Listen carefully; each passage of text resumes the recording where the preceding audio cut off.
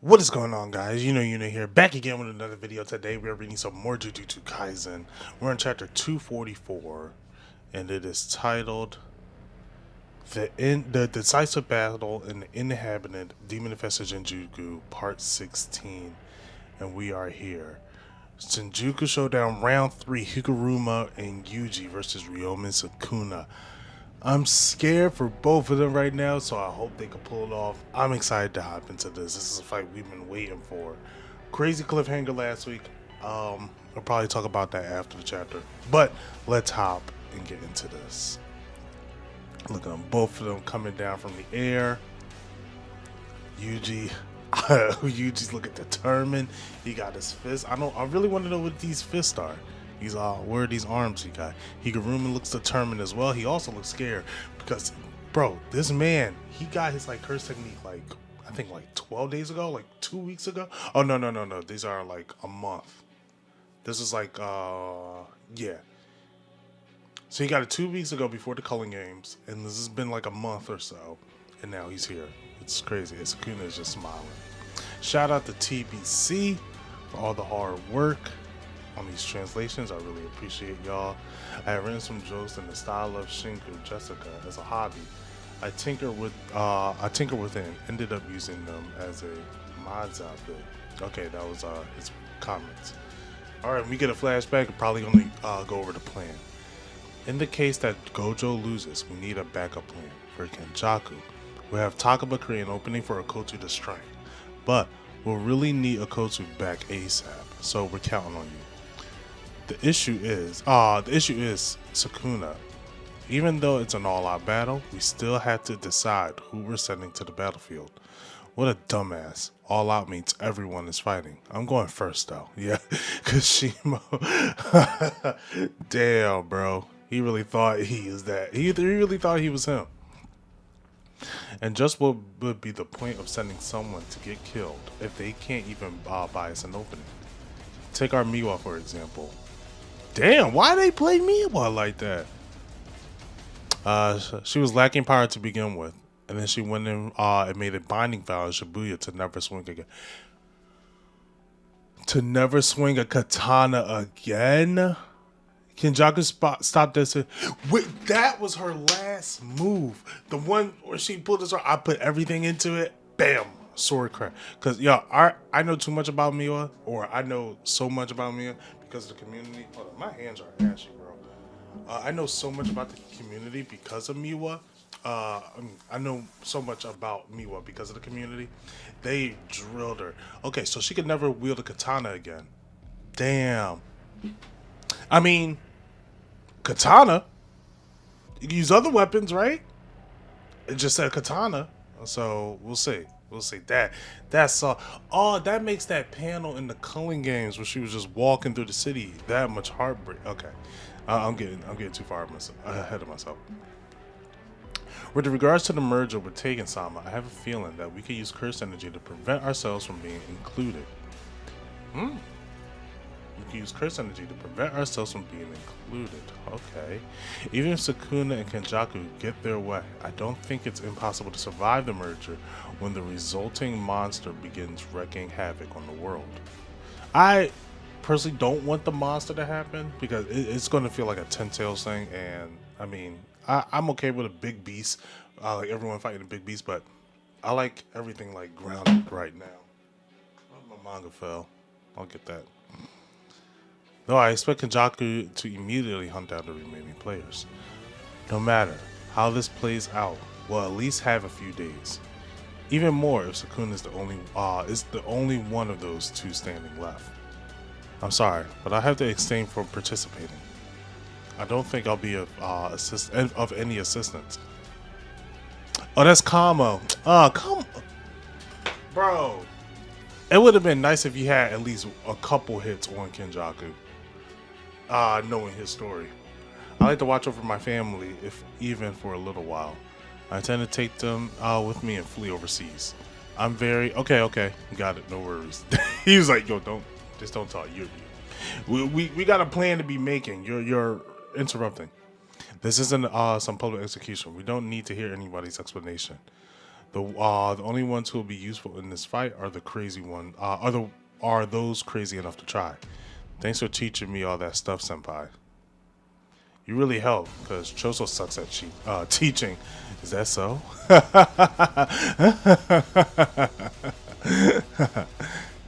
Those wait. Wait. Thanks for teaching me all that stuff. You help because Choso sucks at teaching. Did Yuji learn some blood? Maybe that's his fist thing. He pumps more blood into his fist, that way he could take more damage. Do you think that he figured out his curse? Okay, we'll figure it out. Alright, God, this is I'm glad we're getting this much information out of this chapter. Those who can use reverse curse technique. Those of you who want to die, and those of you who don't think or you don't care about dying. Anyone who doesn't fall into these three groups, either on the bench or providing support. I'll go after Kashimo and Higuruma. My curse technique can confiscate Sukunas. You're seeing me, I'm gonna lose? It's really pissing me off.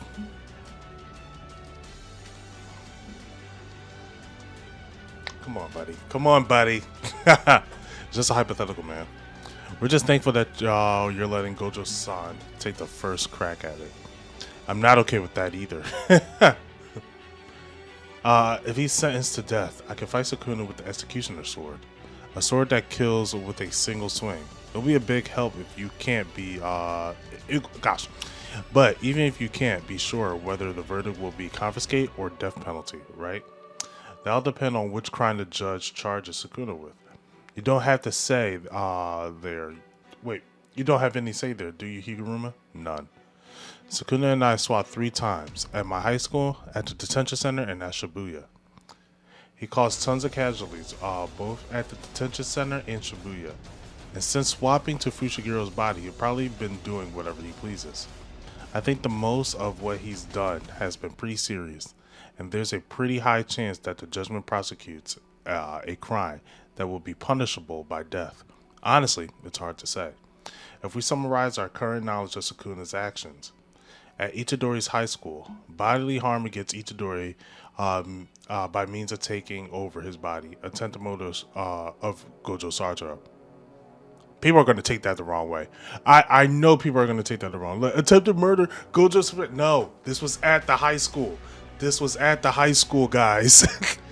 Gojo's dead. Let's just leave it at that. Gojo's dead. He's most likely not coming back. And I kind of hope he doesn't come back. It will mess up the story for me.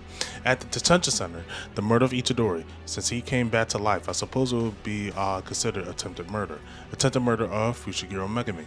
Shibuya, the murder of 2 high school's age curse users. Attempted mass murder of citizens in Shibuya. Murder of the curse user with the side ponytail. Arson of residential buildings. Damn. He was racking up. Which brings us to his takeover of Fushiguro Megami's body. Depending on Fushiguro Megami's status, the charge could be bodily harm, attempted murder, or theft of the dead body. The detention center was much worse than that. Sukuna's fingers. It's difficult to pin the blame on Sukuna for harm caused by curse objects. Oh, yeah. Sukuna is at fault, albeit indirectly. It wouldn't call for aiding or abetting. In the same vein, the case of Yoshino Junpei mothers is just as tricky. As for the sentencing rates of murder, the murder of a single person usually results in imprisonment with a hard labor for 10 to 15 years. For 2 people, life in prison or death. For the murder of 3 or more people, the death penalty is the most common. Sukuna has repeatedly demonstrated cruelty through his conduct of causing significant social harm for his own self-benefit. This would imply that he cannot be rehabilitated into our society. According to the Nagayama standard, this will lead to a death penalty if it's a normal trial, that is. Naga, huh? I see. Hey, look at Momo. I mean, not Momo. Look at Miwa. You know what he's talking about, Kusakabe-san? You're just faking it, right? You really underestimate me, huh? I like the details on Kusakabe. In a normal trial, if you take all his crimes into account, Sukuna will be executed. But Higuro techniques prosecutes each charge one by one. If we look at the charges we just listed, by many accounts, less than 30% of those will get him the death penalty. Okay. Damn. Okay, so they're gonna have to. So they bring up one case. They're gonna have to fight up. Bring up another case. Then they're gonna have to fight. Okay, this is gonna be difficult. Another problem is that each of his major crimes is attached to a number of minor ones. Hypothetically, if you stab someone, you'll be charged with attempted murder and bodily harm. But technically, you also tore the victim's clothes, so property damage should be included too. Yo, this is crazy. I wonder how much Gege studied this. It's quite possible that if we're to look at Sukuna's massacre in Shibuya, judgment may choose to prosecute him for property damage or breaking and entering instead. In that case, securing the death penalty sentences will be tough. I can see that happening, Judgment. I can see that happening. Judgment even brought up my playing pachinko as a minor. Yay! Oh, that would have been. That's a good foreshadow. That's a really good foreshadow. I didn't pick that up until now. Right. Sukuna could also be charged with Itadori's petty crimes due to having been incarnated in his body. What kind of stuff do you get into? Are you an idiot? What's an even bigger issue are the crimes from 1,000 years ago. Would that not fall under the statute of limitations? The modern set of laws introduced in the Meijin era includes general ideas of statute of limitations. So his crimes from 1,000 years ago should fall under that statute. Or statute. The statute of limitation regarding the murder was abolished when the criminal procedure law was amended in 2010. So no statute. No. The statute of limitation is still valid regarding the murders occurred before 1985. So there is one. However, the Heian-era governed rules known as Yoru Code didn't include the statute of limitation. Oh my god. Well, then no statute of limitation, I guess. Seriously, which is it? I don't know. Huh? If the offended is abroad, the progression of the statute of limitation is halted. Depending on how Sukuna operated prior to the incarnation, there may not be a statute of limitation, even under the modern set of laws. Bro, I didn't think it would be this complicated. This is crazy. Sukuna literally, he has a get out of jail free card for almost anything.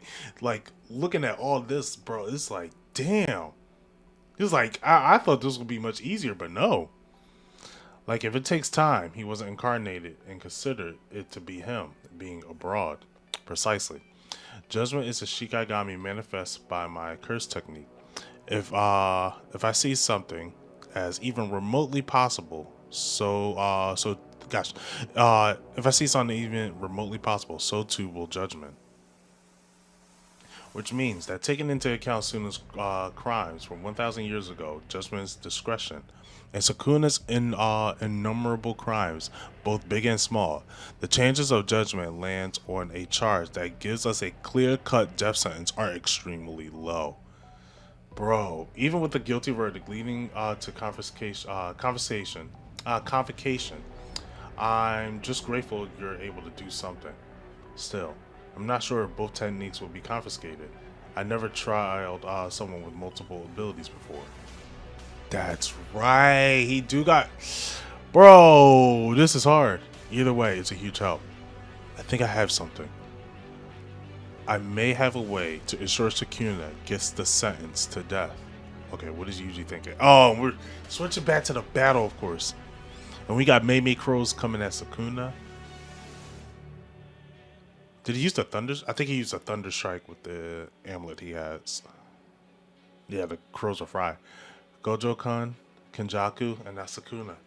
I guess my power doesn't phase these the complete monsters. That said, they all opted to dodge, so Doesn't that say something if I were to land? Oh, all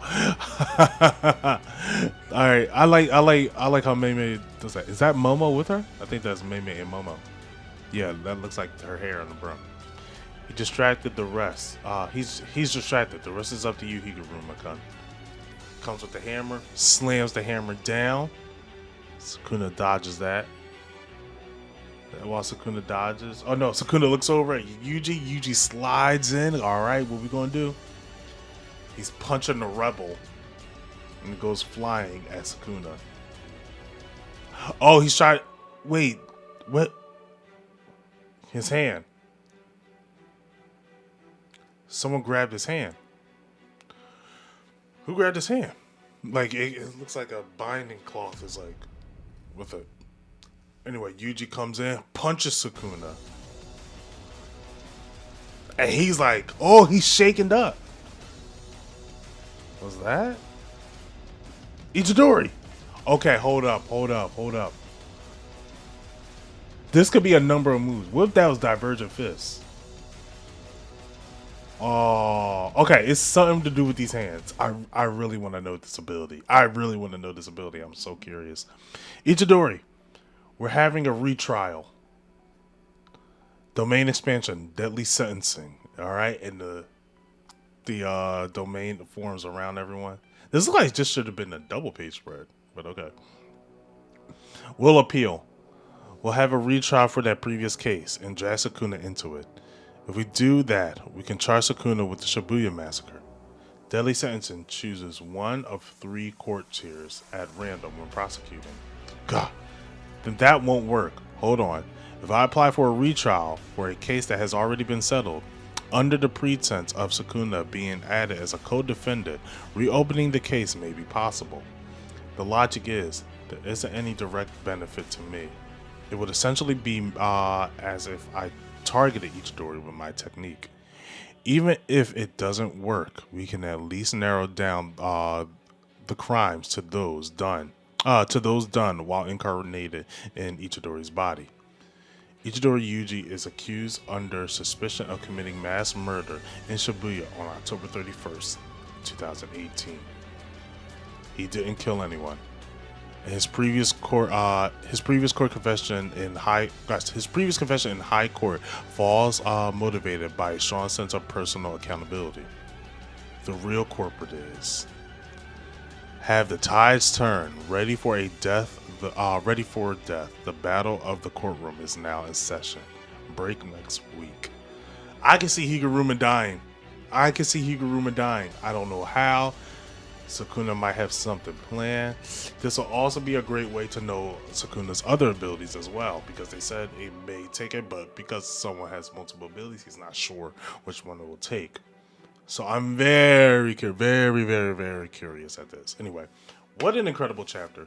If you guys want to see more Jujutsu Kaisen, make sure you subscribe to the channel. Hit that bell notification, that way you'll know when it's out. If you like the video, give it a like. If not, give it a dislike. Doesn't really matter to me. If you want to see more of me, catch me on Twitter @IfYouKnowYuno. Until then, you know where to find you now.